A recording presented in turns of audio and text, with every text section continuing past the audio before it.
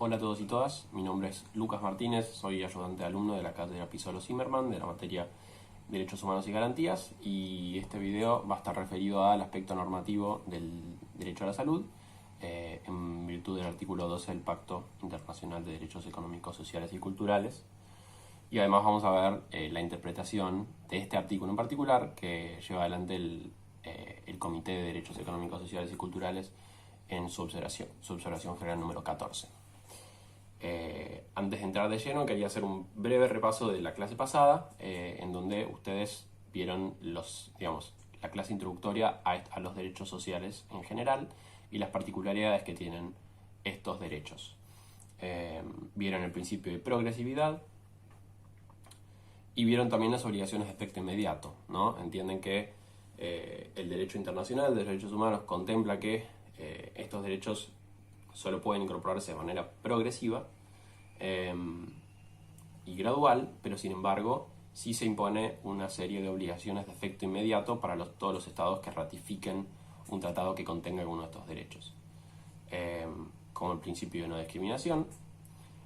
un contenido mínimo para cada uno de estos derechos, medidas específicas activas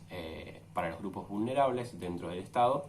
y obviamente el principio de no regresividad como contracara del principio de progresividad. Tengan esto en cuenta, repásenlo, porque si bien se ve quizás de forma un poquito más abstracta en la clase introductoria, a partir de hoy, con la clase del derecho a la salud y en las clases que siguen como vivienda, van a ver derechos en particular y cómo estos principios se bajan a la realidad y se ponen en práctica. Ahora sí, entramos de lleno al derecho a la salud, que está receptado normativamente en una serie de instrumentos internacionales, como el artículo 25 de la Declaración Universal de Derechos Humanos, artículos 11 y 12 de la CEDAW, artículo 24 de la Convención sobre los Derechos del Niño, y lo que más nos compete a nosotros hoy es el artículo 12 del Pacto Internacional de Derechos Económicos, Sociales y Culturales. Les recomiendo que lo lean, lo busquen y lo tengan a mano cuando ven este video, porque se les va a hacer más fácil la comprensión. Ustedes saben que el PDESC es un instrumento del Sistema Universal de Protección de Derechos Humanos, del sistema de la ONU,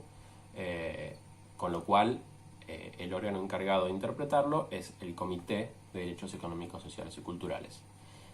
Y este comité justamente realizó una interpretación de este artículo y digamos, aclaró el contenido del derecho a la salud en su observación general número 14. Entonces, este video básicamente va a estar centrado en explicar cuál es esta interpretación que lleva adelante el comité dentro de esta observación general. Entonces también les recomiendo que está en la bibliografía obligatoria, busquen esta observación general,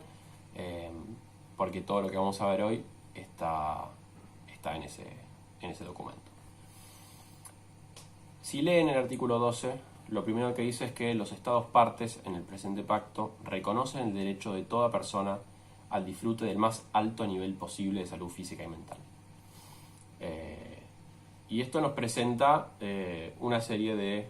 incógnitas. Básicamente porque al hablar del disfrute del más alto nivel posible, estamos frente a una expresión un poco ambigua, que, como saben, en el derecho en general y en particular en el derecho internacional de los derechos humanos, el lenguaje ambiguo en una norma es problemática porque de ahí nacen obligaciones para los estados. Entonces, frente a una presunta violación de derechos humanos, es importante entender estrictamente cuáles son las obligaciones de ese estado en base a las obligaciones, a las normas a las que se obligó frente a la comunidad internacional para determinar si hubo o no responsabilidad internacional por violación de algún derecho. Entonces, por eso es tan importante la interpretación y la explicación de qué significa el disfrute del más alto nivel posible de salud. Entonces acá lo que tenemos es, por un lado, una cuestión cuantitativa, un criterio que vamos a tener que desarrollar para saber hasta dónde llega en cada estado en particular el nivel razonablemente más alto posible, que va a variar de un estado al otro, y también cualitativamente vamos a tener que saber qué implica el derecho a la salud, cuál es el alcance de este derecho en términos de las obligaciones que tiene el Estado para garantizar su vigencia.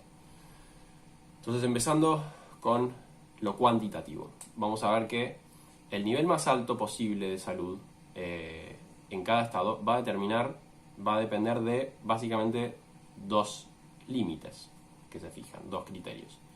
Uno es los recursos disponibles, que como ya vieron es un principio general de los derechos sociales, que básicamente su nivel de vigencia tiene una vinculación directa con el nivel de los recursos que tenga disponible el Estado, no obstante todas las otras obligaciones que tiene a pesar de una posible falta de recursos. Y en segundo lugar, otra limitación que va a tener el nivel más alto de salud posible de cada persona en particular dentro de un estado va a depender de las particularidades entre cada habitante, en términos de predisposiciones biológicas a un mayor o menor nivel de salud, como también los hábitos y costumbres que puedan tener que resulten perjudiciales para su salud, pero que se mantengan dentro del ámbito de la autonomía de la voluntad, en donde el Estado no está facultado para intervenir. Un ejemplo, por ejemplo, de cuando hablamos de predisposiciones biológicas, estamos hablando de la edad. Obviamente, dependiendo de la edad, una persona puede ser más o menos propensa, más o menos vulnerable a ciertas enfermedades. Y también estamos hablando de predisposiciones biológicas o predisposiciones genéticas a tener ciertas enfermedades como el cáncer. Y también, por otro lado, como mencioné recién, hábitos que resulten perjudiciales para la salud, pero que ni afecten a terceros, ni resulten conductas ilícitas, en donde el Estado, a pesar de tener el deber de velar por la salud de sus habitantes, no está facultado para intervenir, y en estos supuestos se genera un choque de dos derechos. Tenemos por un lado el derecho a la salud, que es un derecho de jerarquía constitucional en la Argentina, y también el derecho a la autonomía de la voluntad. Y por lo general el criterio que dispone esta observación general es que el derecho a la autonomía personal suele primar en estos supuestos, siempre y cuando, como dije, no se esté generando ningún ilícito ni se esté dañando a un tercero. Entrando ahora sí a lo cualitativo, digamos, estrictamente cuál es el contenido de estos derechos, una vez que ya sabemos cómo se mide el grado de, digamos, cómo se determina a nivel más alto posible. Cuando vamos a entender el alcance del derecho a la salud, lo que dice el comité en su observación general es que primero dice lo que no es. Dice, el derecho a la salud no es lo que comúnmente se entiende como estar sano, porque ahí estaríamos cayendo otra vez en una expresión bastante ambigua, bastante poco jurídica, que no es útil para determinar obligaciones de un Estado, con lo cual después pasa a explicar que en rigor el derecho a la salud es una serie de derechos y libertades. Ustedes saben que las libertades suelen implicar un deber negativo del Estado, un deber de abstención, de no intervenir y no vulnerar ciertos derechos activamente, muy ligado con la obligación de respetar dentro de las obligaciones generales de los derechos humanos. Y los derechos implican un deber activo, en donde el Estado tiene que tomar medidas específicas para garantizar la plena vigencia de un derecho. Entonces, dentro de las libertades podríamos estar hablando de la libertad sexual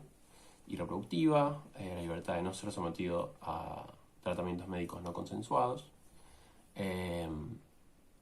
Y cuando hablamos de derechos, vamos a estar hablando principalmente de la necesidad de que exista un sistema de salud, que se instaure un sistema de salud que garantice este nivel más alto del que estábamos hablando, pero también de una serie de factores determinantes. Lo llama así el comité, factores determinantes a estos factores que no siempre son derechos, digamos, se pueden constituir como derechos en sí, pero que están íntimamente relacionados a el goce de un nivel adecuado de salud, como puede ser el agua, la alimentación, las condiciones sanitarias, las condiciones sanas de trabajo, la salud sexual y reproductiva, que como imaginarán intervienen directamente en la salud de cada una de las personas.